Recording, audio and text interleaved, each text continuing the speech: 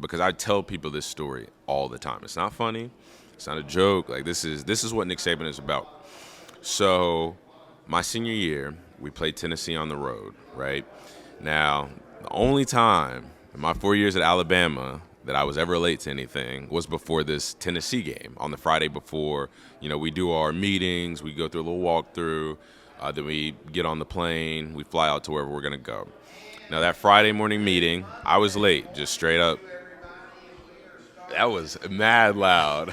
I'm going to make sure I talk closer to the mic. But that Friday morning, ended up late, overslept, and I showed up, right? And I kind of snuck in, and I had told some people, like, yo, hey, I'm late. Like, I'm going to be late. I apologize. Like, what's the best way to walk in the room? Because the number one thing you don't do is walk into a Nick Saban meeting late. So they told me, they were like, listen, just come in, just lay low. We'll figure it out from there. So I'm like, okay. So the rest of that day, me and Coach Saban never talked. We never spoke. And so I'm like, okay, this is weird. Then you get to Saturday, and right before we're about to go out for warm-ups and stuff, Coach Saban comes up to me, and he talks to me, and he's like, Damien, I know you were late yesterday. And he was like, because of that, we're going to have to go with the other guy, which was Josh Jacobs. Not a bad option at all. He's like, we're going to have to play the other guy today. Your job is to just be a cheerleader, basically. And I said, okay. And he told me, he started to walk away, and then he turned around and he looked at me. He was like, I want you to understand, this isn't because you were late.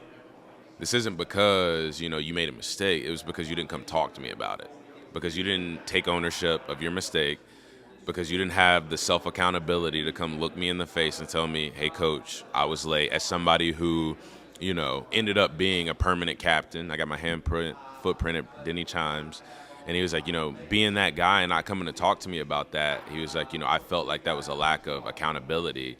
And because of that, I feel like you should be punished. Not because you made a mistake, but because you just didn't have any accountability and you didn't own up to it.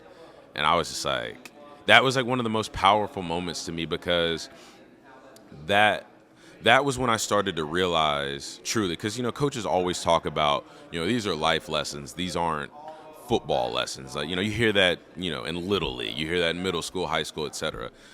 That was the first time in my life that I felt like I was learning a life lesson through football. And that's when I realized football is, for as much hype as we give this game, it's a vehicle to teach us how to live our lives a certain way, how to have a certain level of discipline, how to have a certain level of respect, detail orientation that will benefit us long after we're done playing football. And that for me was it was an aha moment.